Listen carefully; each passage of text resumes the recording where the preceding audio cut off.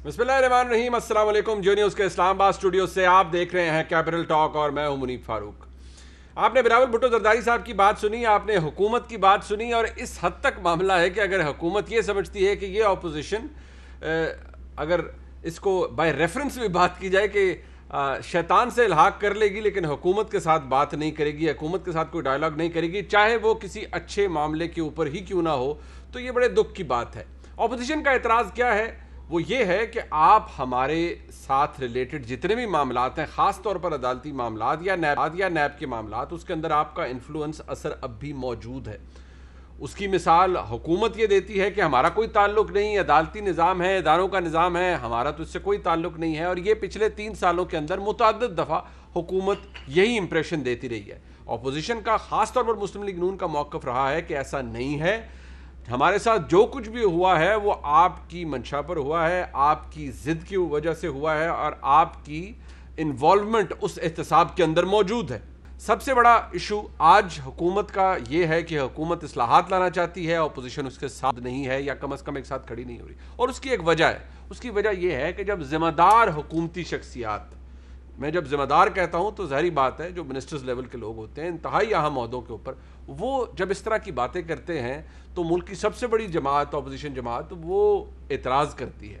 आप शेख रशीद साहब क्या फरमा रहे थे, ज़रा सुनिए। इनके लिए, अपोजिशन के लिए मुश्किल वक्त है और ये मुश्किल वक्त से गुजरने वाले हैं। उसकी नौयत क्या होती है, वो किस तरीके और सलीके से होता है, इसके बारे में मैं अभी कुछ कहूँ तो कबल वक्त होगा। मैं इनकी सियासत शाहजेब नहीं देख रहा और इस गलती पे ये 2 साल अगर कोई ऐसी बड़ी गलती कर जाए तो ये बड़े बहरान में भी आ सकते हैं। और आप टाइम अपना बढ़ा सकते हैं, जितना मर्जी बढ़ा लें, 2 महीने और ले लें, 3 महीने ले लें, 4 महीने ले लें, अल्टीमेटली आपके केसेस का फैसला 2 साल में हो जाएगा। और शहबाज शरीफ के केसेस जो हैं उसके खिलाफ बहुत स्ट्रांग हैं, ये इस तरह फारग हो जाएंगे और हम पीछे होंगे। लेकिन पाकिस्तान की सियासत में कम अक्ल ज़हनी पस्ती के शिकार बाज अकल के अंधे इमरान खान को अंडर एस्टिमेट कर रहे हैं। ही will fight for the lost bullet and the lost drop of blood and the. अब चेयरमैन नैब ये फरमाते हैं कि नैब बिला जवाज तनकीद करने वालों को मशवरा दे रही है कि वो अपना वक्त अपने खिलाफ मौजूद एहतसाब अदालतों में ठोस शवाहिद की बुनियाद पर दायर रेफरेंसेस के दफा में खर्च करें, जहां कानून अपना रास्ता खुद बनाएगा। अब नैब के हवाले से जो आरा या जो ऑब्जर्वेशन आला अदालतों की जानिब से आई है वो भी अपनी जगह मौजूद है। इस सारे मामले के अंदर डिवीजन मौजूद है और बदकिस्मती के साथ हमारे मुल्क के अंदर जो तासुर है कि एहतसाब टेंटेड है, उसके अंदर एक टिंज मौजूद है, ना सिर्फ टिंज बल्कि एक इंप्रेशन मौजूद है इंतकाम का, और हुकूमत उसके पीछे है। इस पर बात करने के लिए हमारे साथ मौजूद है जनाब फ़ारूक हबीब साहब, वज़ीर मुमलिकत हैं बराए इत्तलात और नशरियात। बहुत शुक्रिया फ़ारूक साहब आपका। मोहम्मद ज़ुबैर साहब फॉर्मर गवर्नर हैं सिंध के, पाकिस्तान मुस्लिम लीग नून के मरकज़ी रहनुमा, तर्जुमान भी हैं मरियम नवाज शरीफ साहबा के और मियां नवाज शरीफ साहब के। बहुत शुक्रिया ज़ुबैर साहब आपका। और जनरल एजाज अवान साहब हमारे साथ मौजूद हैं। ज़ाहिर बात है एक इसका मिलिट्री एस्पेक्ट है, अफगानिस्तान से जो यूएस विड्रॉल है उस हवाले से भी बात करेंगे। जनरल साहब बड़े ओपनली बात करते हैं मुल्क के ऊपर, जो गवर्नेंस स्टाइल है उसके हवाले से भी, एहतसाब के हवाले से भी जनरल साहब से हम कमेंट चाहेंगे उसके ऊपर भी। लेकिन सबसे पहले फ़ारूक साहब आपकी इजाज़त के साथ मैं ज़रा ज़ुबैर साहब से बात इसलिए शुरू करूँगा।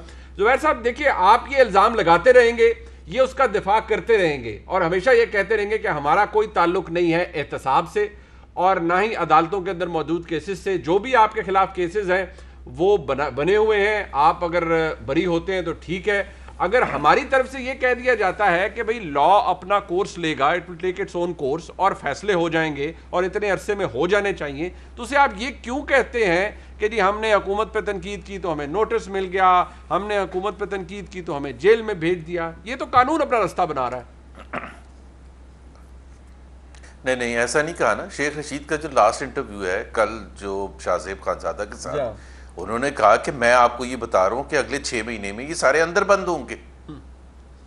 तो अंदर बंद होने का दावा शेख रशीद साहब ने किया है, बावजूद इसके कि जो लास्ट पीस ऑफ एविडेंस जो हमारे पास है वो डिटेल्ड जजमेंट्स हैं जो मुख्तलिफ कोर्ट्स ने दी हैं, हाई कोर्ट्स ने या सुप्रीम कोर्ट ने, जिसमें शहबाज शरीफ साहब की भी डिटेल्ड जजमेंट है, जिसमें एहसन इकबाल साहब की और शाहिद खान अब्बासी और ख्वाजा आसिफ की, वो आप डिटेल्ड जजमेंट्स पढ़ें।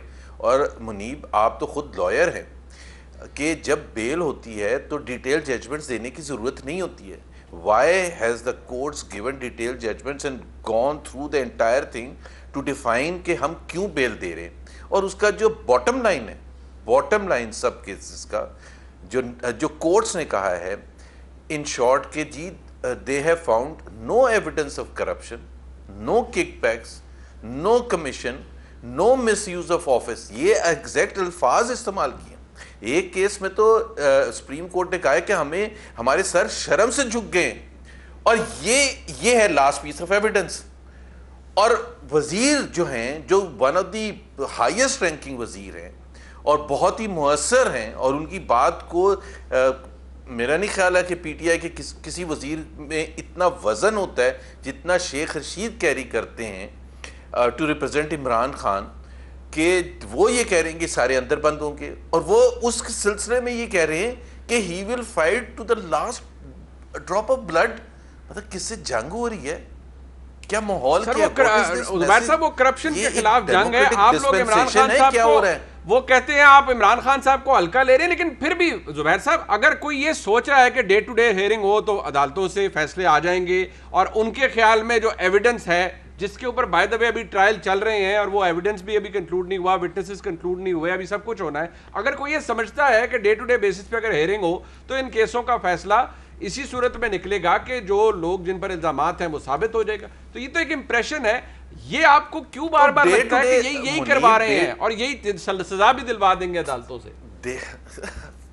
एक सेकंड, डे टू डे अगर हो, एक तो हमारे कंट्रोल में कुछ भी नहीं है, मतलब ऑपोजिशन के तो कंट्रोल में कुछ भी नहीं है। डे टू डे करवाने हैं, एक दिन में 3 दफा हियरिंग करवानी है, हफ्ते में 4 दफा करवानी है, that is entirely up to the judiciary. हमने तो नहीं रोका।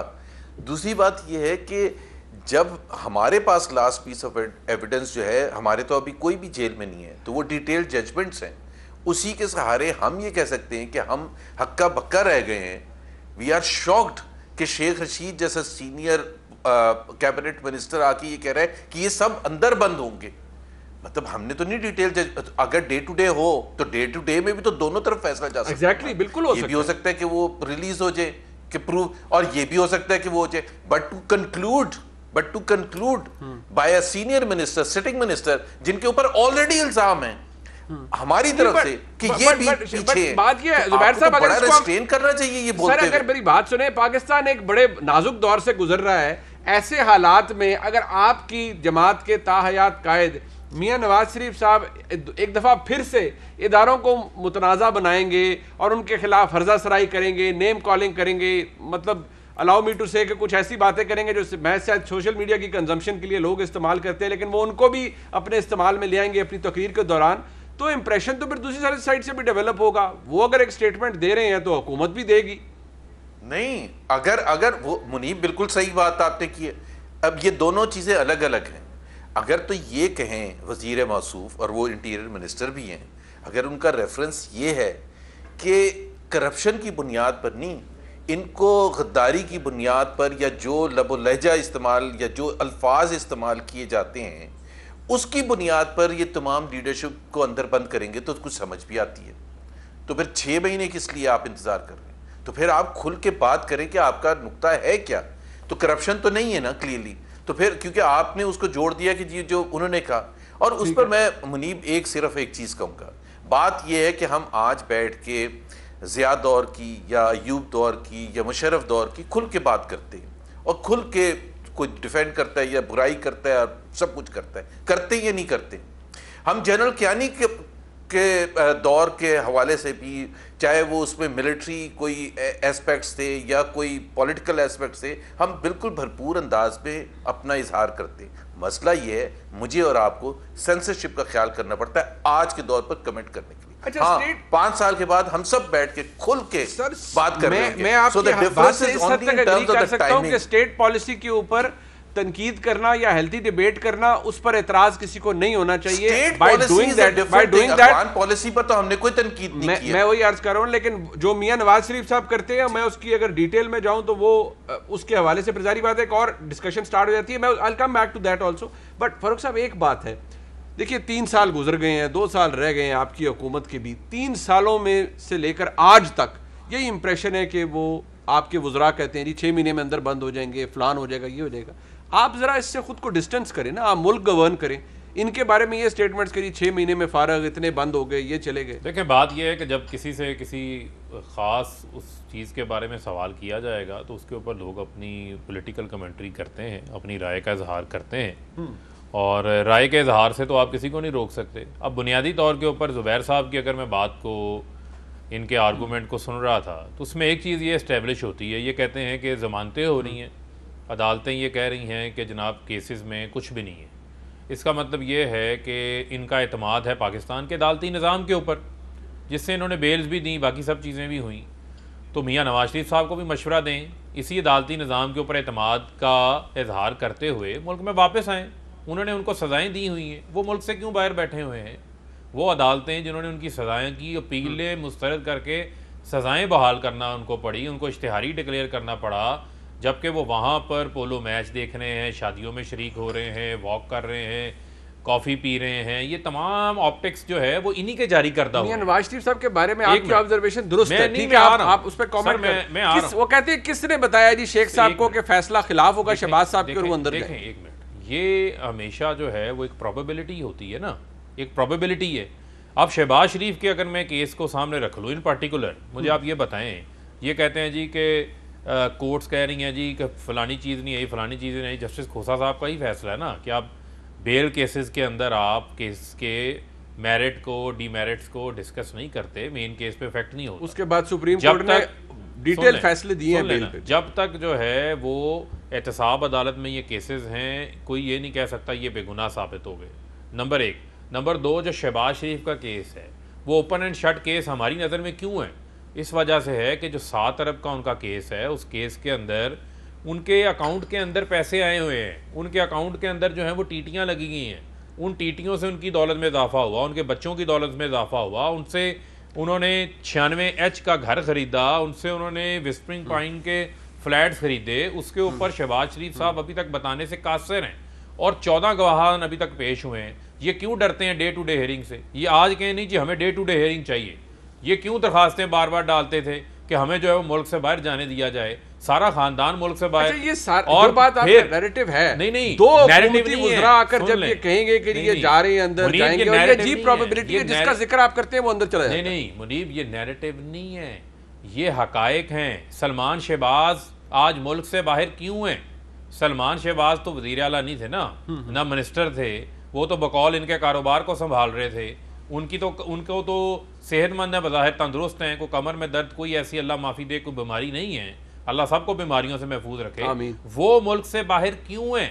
इसी वजह से मुल्क से बाहर हैं कि गाजरें खाई हुई हैं इन्होंने, पेट इन्हीं का दर्द कर रहा है। ये एक बड़ा आसान काम है कि इक़्तिदार में आओ, पैसा बनाओ, कल को कोई पूछे तो कहो जी इंतकामी कार्रवाई हो रही है। जब आप लोग इक़्तिदार में नहीं होंगे तो आपका कोई बंदा बाहर नहीं जाएगा। एक मिनट मैं थोड़ा आपको बताना चाहता हूँ इनका तरीका वारदात क्या है। कोई जज इनको सजा दे दे, वो जज बुरा हो जाता है। कोई अदालत सजा दे दे, उस अदालत पे हमला हो जाता है। कोई इदारा इनको सवाल करने के लिए बुला ले, नैब के ऊपर हमला हो जाता है। किसी को ब्रीफ केस दे दिया जाता है, किसी को क्लाशनकोफ के ऊपर जो है वो ब्लैकमेल कर लिया जाता है। किसको किया इन्होंने क्लाशनकोफ पे ब्लैकमेल? कल्चर सारे इन्होंने मुतारिफ करवाए। ये क्लाशनकोफ पे तो किसी जज को ब्लैकमेल तारीख है, वो बाकी मलिक क़याऊम साहब वाली हिस्ट्री मौजूद है, सुप्रीम कोर्ट पे हमला का एविडेंस। अच्छा, वो टेलीफोन वाला फैसला, वही मैं मलिक क़याऊम साहब का मैंने कहा ना, वो हिस्ट्री मौजूद है। तो ये सारी इनकी हिस्ट्रियां हैं। फिर ये जो हुदैबिया का केस एक दिन मेरिट के ऊपर नहीं चला, हाँ वो नहीं चला, टेक्निकल ग्राउंड पे फारग हुआ ना, वो ठीक है, वो बात आपकी अपनी जगह मौजूद है। लेकिन आप लोग खुद को वो इस सारे एहतसाब के निजाम को, जब आप जैसे मोअज़्ज़िज़ वुज़रा फवाद साहब हो, शेख रशीद साहब, आप इसे पॉलिटिकल बना देते हैं ना। देखें ये पॉलिटिकल नहीं है। फिर आप ये ज़हन में रखें, नैब एक इंडिपेंडेंट इदारा है। नैब का वही कानून इनके दौरे हुकूमत में मौजूद था, हमारे दौरे हुकूमत में मौजूद है। हमने इनको कहा कि आए इस कानून को मजीद मजबूत करें। ठीक है, ये 34 सिक्कों का क्या एनआरओ नहीं लेकर आए? अच्छा चले, मुझे किसी से ढका छुपा है? मैं इससे पहले कि मैं ब्रेक पे रहूं, जैन साहब मुझे सर एक बात इसका जरूर बताइएगा।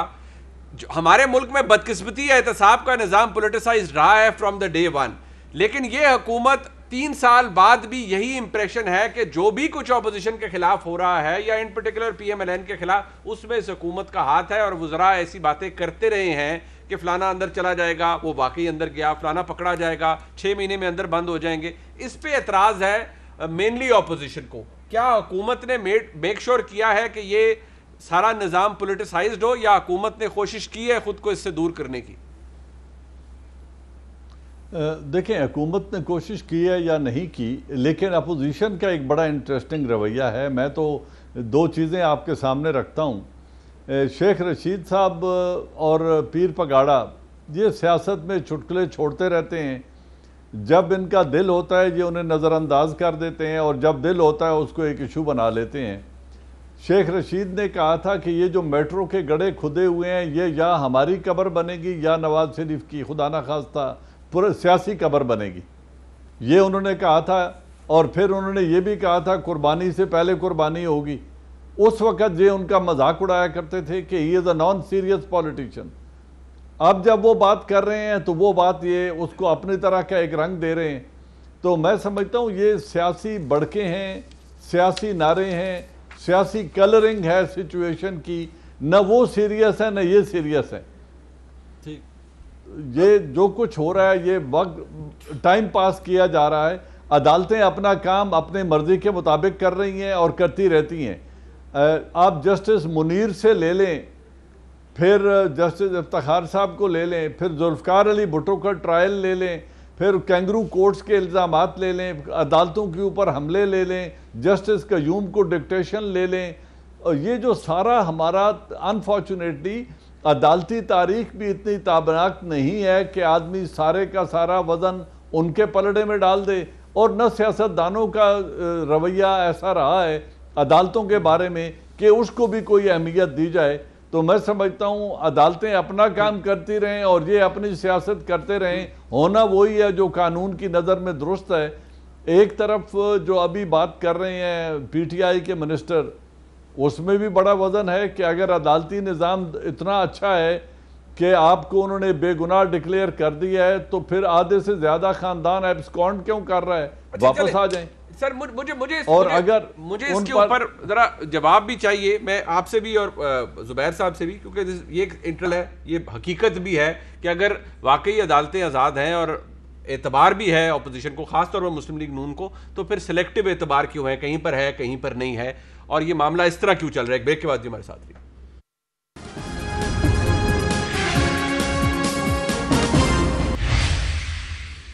एक दो फिर आपको खुशामदीद कहते हैं। जुबैर साहब, ये जरा ये बता दीजिएगा, ये आप लोग कहीं पर एतबार करते हैं अदालती निज़ाम के ऊपर, कहीं नहीं करते। मियां नवाज शरीफ साहब की जो भी लेटेस्ट तकरीर है उस पर भी अगर आप उसके मदरजात लिख लें तो आपने कहा नहीं ताकतवर शख्सियात ने मुल्क के अदालती निज़ाम को मफलूज करके अपने काबू में रखा हुआ है। इस तरह की बातें मियां नवाज शरीफ आज भी कर रहे हैं। अगर ऐसा है तो फिर तो किसी सूरत में आपके किसी रुकन को ना बेल मिलनी चाहिए थी, ना उसको कोई रिलीफ मिलना चाहिए था, जो कि मिल रहा है। फिर ये आप सिलेक्टिव क्रिटिसिज्म क्यों करते हैं, या इस तरह का इंप्रेशन क्यों देते हैं? ठीक है, लेट्स नॉट बी किड्स। हमको बच्चे नहीं हैं। इजिप्ट का मुस्लिम मुबारक का ज़माना हो, या ईदी अमीन का उगांडा हो, या कोई फैसिस्ट रजीम कोई और हो, या पाकिस्तान की जो जुडिशल तारीख का अभी जनरल साहब ने खुद जिक्र किया था, ये नहीं होता कि अदालतें 100% एक तरफ होती हैं। जो की फैसले होते हैं ना, जुल्फ़िकार अली भुट्टो के केस का फैसला जो था वो जुडिशल मर्डर, तो आप ये सजेस्ट कर रहे हैं या कोई पाकिस्तानी ये सजेस्ट कर रहा है कि 1977 जब मिलिट्री रूलर जनरल ज़ियाउल हक आया था और 1988 तक सारे फैसले जो थे वो गलत थे जुडिशरी के? नो, जहां करना होता है, जहां मारना होता है, जहां सबसे बड़ा हमला करना होता है, और वो मैं आपके प्रोग्राम में भी शायद बहुत दफ़ा कह चुका हूं। और वो हमला क्या था? उनको जिस बेसिस पर डिस्क्वालीफाई किया था उसका कोई बेसिस, उस पर अकाउंटेंट की डिमोशन नहीं होती है। वो एक अकाउंटिंग इशू था। ब्लैक लॉ डिक्शनरी का रेफरेंस दिया था, पाकिस्तान के इनकम टैक्स लॉज का जिक्र नहीं किया था। और अगर बहुत बड़ा इफ मैं कह रहा हूं कि मियां नवाज शरीफ ने वो अपने पेपर्स में नहीं शो किया था वो रिसीवेबल, जो इन्होंने कहा कि शो करना चाहिए था, जो बिल्कुल गलत का 5 के 5 जजेस ने गलत कहा। अगर ये था भी तो it was an income tax case, it was not a disqualification. दूसरी बात, मुझे उसके बाद आपने एतराज है बहुत से अदालती फैसलों में हैसियत कानून के साथ। नहीं, for the hack of repeating I will repeat it, because जब ये छेड़ते हैं कि जी मियां नवाज शरीफ, आपने सुप्रीम कोर्ट ने रेफरेंसेस फाइल करने के लिए नैब को कहा। अभी इन्होंने कहा नैब इज एन इंडिपेंडेंट इदारा। 3 रेफरेंसेस फाइल करें। फिर नैब को यह डायरेक्ट किया कि इतने पीरियड में फैसला आए ताकि जब 2018 का इलेक्शन हो तो मियां नवाज शरीफ अंदर बंद हो। फिर उन्होंने मॉनिटरिंग जज बना दिया, कब पाकिस्तान की तारीख में हुआ है। और ये जो केस है जिसके बेसिस पर मियां साहब बाहर हैं, इस केस में जो जज साहब थे उसके बारे में वो जो अल्फाज मैंने आपको कहा था ना, उस केस, उस जज के बारे में, उस केस के बारे में जो मियां नवाज शरीफ को सजा दी थी, जजेस ने लिखा है कि हमारे सर शर्म से झुक गए। अभी आप कह रहे हैं कि जी हम सिलेक्टिव क्यों होते हैं, तो क्यों सिलेक्टिव हो ना हो? मतलब पीपल्स पार्टी का हर बंदा फांसी पर तो नहीं टांगा गया था ना 1977 के बाद। अच्छा, हर बंदा तो नहीं, लेकिन मियां जहां जुल्फिकार अली भुट्टो का केस आता है तो सब कहते हैं कि गलत हुआ था। अच्छा नहीं, मर्डर हुआ था। बट एक बात है, एक बात जुबैर साहब एक सेकंड किए थे, कुछ सारे तो नहीं गलत किए थे। जो मियां नवाज शरीफ फरमाते हैं या कहते हैं अपनी, और दूसरी बात के अंदर वो इल्जाम, मुनीब मैं ये वारदात पर please let me close it ji Munib, let me close it by of this corruption thing. इनका वारदात क्या होता है? वारदात ये करते हैं क्योंकि ट्रांसपेरेंसी इंटरनेशनल के हिसाब से 2013 से लेकर 2018 कंसिस्टेंटली ट्रेंड पॉजिटिव था, पाकिस्तान में करप्शन कम हो रही थी। ये जब से आए हैं corruption index has gone worse from 117 to 124। और वो वारदात जो है वो सबके सामने ये करते हैं और खुल के करते हैं। अच्छा नहीं, मुझे एक बात है इस पे जुबैर साहब कि जब आप टाइम एंड अगेन ये बात करते हैं, अगेन आप कह रहे हैं कि इनका हाथ है, हुकूमत का हाथ है। एक तरफ आप ये इंप्रेशन देते हैं कि एहतसाब का निज़ाम इंडिपेंडेंट नहीं है। क्या आप इशारा इमरान खान की हुकूमत पर करते हैं, इन वज़रा पर करते हैं? क्योंकि मियां नवाज शरीफ तो चंद मुक्तदर लोगों की बात करते हैं कि उन्होंने अदालती निज़ाम को मफलूज बना रखा है। तो एटलीस्ट ये क्लियर कर लेना, फिर गवर्नमेंट का कोई लेना देना नहीं है। जिस तरह से इमरान खान ने सिटिंग चीफ जस्टिस के बारे में कहा था, जस्टिस इफ्तिखार चौधरी के बारे में, सिटिंग चीफ जस्टिस कि शर्म आनी चाहिए, ये उनके एग्जैक्ट अल्फाज थे इमरान खान साहब के। तो प्लीज हमारे ऊपर है तोपें जब चलाते हैं ना तो ऐसा लगता है कि सिर्फ आज तक सन 47 से लेकर हमने ही गिला शिकवा किया है। उन्होंने कहा शर्म आनी चाहिए चीफ जस्टिस ऑफ पाकिस्तान को। देयर वाज अनदर सिटिंग जज of the supreme court justice रमते, उनके बारे में उन्होंने अल्फाज किया।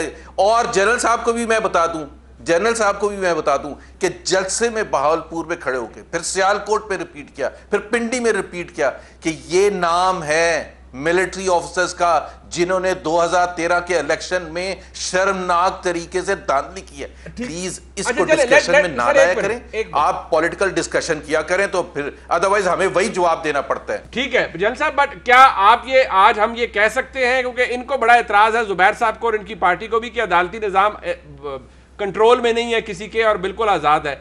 आप तो ये कह सकते हैं ना बीइंग अ पाकिस्तानी कि अदालती निजाम मुल्क का आजाद है और किसी के इख्तियार में नहीं है, काबू में नहीं है, इंडिपेंडेंटली काम कर रहे हैं। जल साहब, this is what I very strongly believe in this thing कि अदालती निजाम इंडिपेंडेंट है, अदालतें अपने कवानीन और आइन की रोशनी में काम कर रही हैं and nobody is dictating them. दे मेरी कन्विक्शन है, somebody can have another conviction, उनके अपनी राय।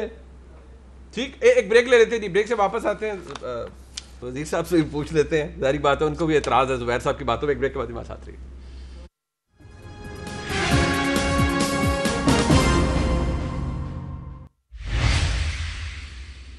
चलिए, एक बात पर तो तसल्ली होगी ना आपको वजीर साहब के, कोई तोड़े खाते च नहीं है काम। वो कैसे कहते हैं, जैसे मियां नवाज शरीफ साहब कहते हैं ना, कंट्रोल है अदालतों पे या मामलात पे, वो इंडिपेंडेंट नहीं समझते और वो कहते हैं जहां आपका दिल करता है वहां आप हिट करवाते हैं, वैसे अदालतें। नहीं सर, मसला ये है कि बड़ा आसान काम है कि आप बैरून मुल्क बैठे हो लंदन में, वहाँ पर आप हमदुल्ला मुहिब जैसे लोगों को भी मिल लें और वहीं पे बैठ के आप पाकिस्तान के वो इदारे जो कि कौमी सलामती के ज़ामिन हैं, वो हमारे इदारे जो अपनी जानों का नजराना पेश करके जो है वो मुल्क के अंदर अमन को हुए हैं, उनके ऊपर बैठ कर आप तनकीद कर लें। बड़ा आसान काम है। कुलभूषण यादव के नाम तो आपके मुंह से निकलता नहीं था, वो भी आपके लिए बड़ा आसान काम था। बुनियादी तौर के ऊपर क्या इशू है? जो एहतसाब की बार बार बात होती, मैं फैक्ट्स के ऊपर बात करना चाहता हूँ। मलका जज्बात बनना बड़ा आसान काम है। एक लम्हे में आप कहते हैं अदालतों ने फैसले दे दिए, जमानतों में दे दिए, सबको क्लीन चिट दे दी, दूसरे लम्हे में आपको अदालतें बुरी लगना शुरू हो जाती हैं। बुनियादी सवाल ये है कि अगर आपने रिपीट किया तो मैं भी आज आपको रिपीट कर देता हूँ कि दुनिया का वो कौन सा मुल्क का वज़ीर आज़म है जो इकामा लेके बैठा हो? दुनिया का कौन से मुल्क का वो वज़ीर दफ़ा, वज़ीर ख़ारजा ख्वाजा आसिफ है जो इकामा लेके बैठा हो? दुनिया का कौन सा वज़ीर दाखिला, साबका वज़ीर मनसूबाबंदी का वजीर हो जो इकामा लेकर बैठा हो, चल इकामे भी आपने ले लिए, आपने अपनी वफादारियां भी कहीं और निभा ली। आप अनोत ये कह रहे हैं आपकी कैबिनेट में कोई बंदा नहीं है इकामा होल्डर, सुन लेना, जिसका है वो डिक्लेयर करे कानूनी तौर के ऊपर। दूसरी बात, आप ये देखें कि कतरी खत का मजाक इन्होंने खुद बनवाया। ये जिन फ्लैट्स में मुनीब साहब आपके पास आपकी कोई बिलोंगिंग्स हैं, आप किसी चीज के मालिक हैं, उसका जवाब भी आप नहीं देना है ना कि ये चीज की मलकियत मेरी है, ये पैसे मैंने इन जरायों से लिए हैं। आपसे जब आपने कहा ये फ्लैट्स आपके हैं, आपने जराए पूछे, आपने कहा नहीं पैसे दुबई गए थे, दुबई से कतर गए थे, फिर ऊँटों के जरिए लंदन गए थे। वो पूरी कहानी इस कौम ने सुनी हुई है। आपकी लंदन में क्या पाकिस्तान में कोई प्रॉपर्टी नहीं, बाद में सारा मजाक आपने खुद बनाया।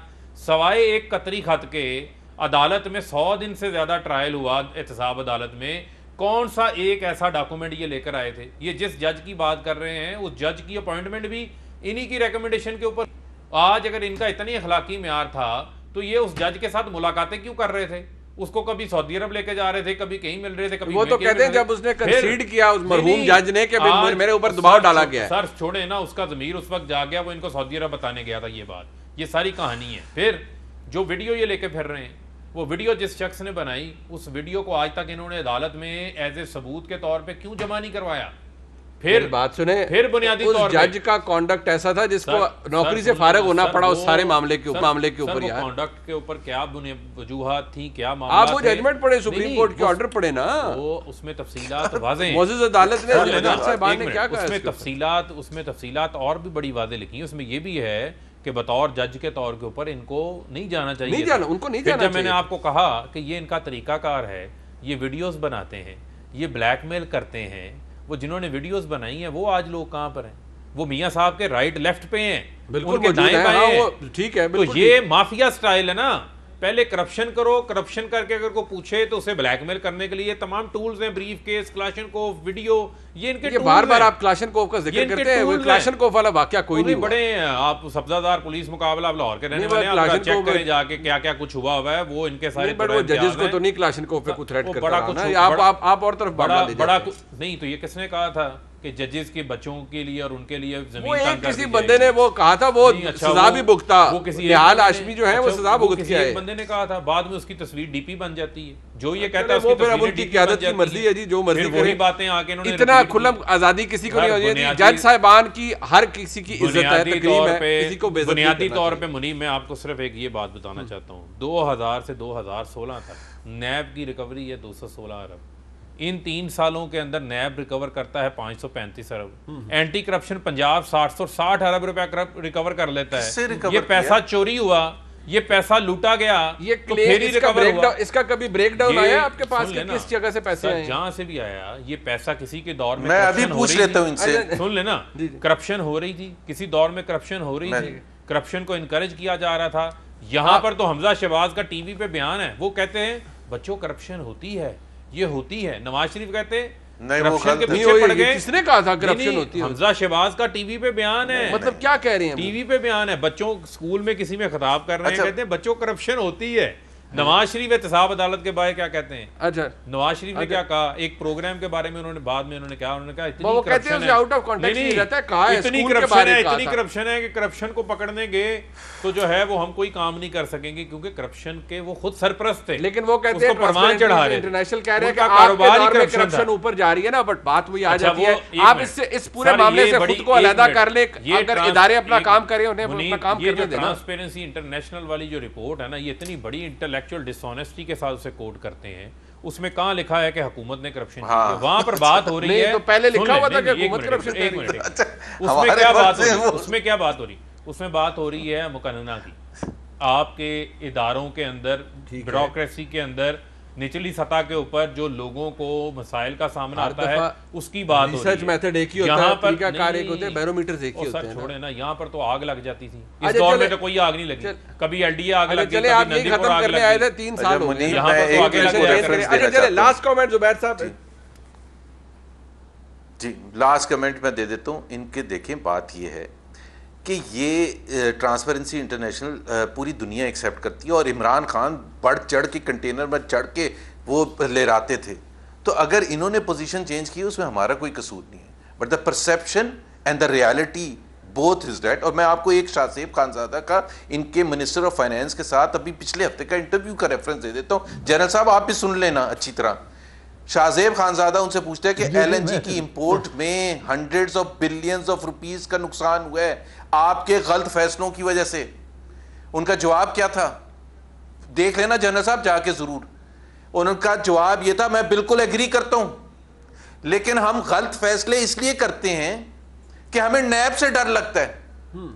अभी ये वजीर मौसूफ कह रहे थे वो इंडिपेंडेंट इदारा है, मिनिस्टर ऑफ फाइनेंस कह रहे हैं कि ये इस किस्म के hundreds of billions of rupees के गलत फैसले होंगे।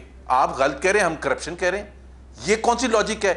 ये हुकूमत का कंडक्ट होता है कि फाइनेंस मिनिस्टर एग्री करे बैठ के नेशनल टेलीविजन पर कि हमने गलत फैसले सही टाइम पर इंपोर्ट नहीं किया, बिकॉज हमें पता था कि पाकिस्तान को नुकसान होगा। पाकिस्तान को नुकसान नहीं होगा, नदीम बाबर वगैरह ने जेबें भर के घर चले अदालत में ले जाएं इनको। यार ये क्या आर्गुमेंट हुआ? आप कहते अदालत में ले जाएं, वो अदालत में आपकी हुकूमत ने कहा था वो इदारे वो यही तो इंप्रेशन है। नहीं वो मेमो गेट वाला कोर्ट नहीं पड़ा हुआ, बिल्कुल पड़ा हुआ होगा वो पहने अभी भी शायद नहीं हुआ। जनरल साहब एक बात तो है सर कि नैब को अगर भाई अक्रॉस द बोर्ड जितने माहिर है ना करप्शन में, जो दुनिया मानती है, ट्रांसपेरेंसी इंटरनेशनल, आपको थोड़ा सा रिमोर्स होना चाहिए कहते हुए करप्शन की बात करते हुए, क्योंकि सबसे बड़े करप्ट आदमी जो हैं वो शुगर माफिया, आटा माफिया, एलएनजी माफिया,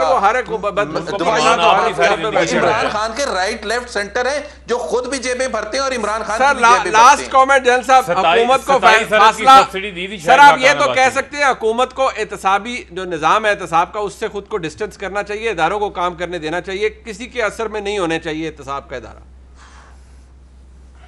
देखें अगर वो मुतासिर कर रहे हैं, अगर वो डिस्टेंस नहीं कर रहे तो गलती कर रहे हैं। और अदालतें कोई मासूम बच्चे तो नहीं चला रहे। चीफ जस्टिस वो लोग हैं जिनकी इस उम्रें गुजर गई हैं इस इंसाफ के महकमे में और 60 साल से ज्यादा उम्र है, उन्हें कौन मुतासर कर सकता है? उनसे डिक्टेट ले रहे हैं, हिम्मत नहीं होती खड़े होने की। अगर चीफ जस्टिस और चेयरमैन नैब में हिम्मत नहीं है तो फिर इस सारे निजाम का अल्लाह हाफिज है। चले अल्लाह खैर रखे, मैं उम्मीद नहीं, बड़े सारे बावकार लोग हैं जी। मैं अपने तमाम मौजूद मेहमानों का शुक्रिया अदा करूंगा। आपने प्रोग्राम देखा, फीडबैक का शुक्रिया। खुदा हाफिज।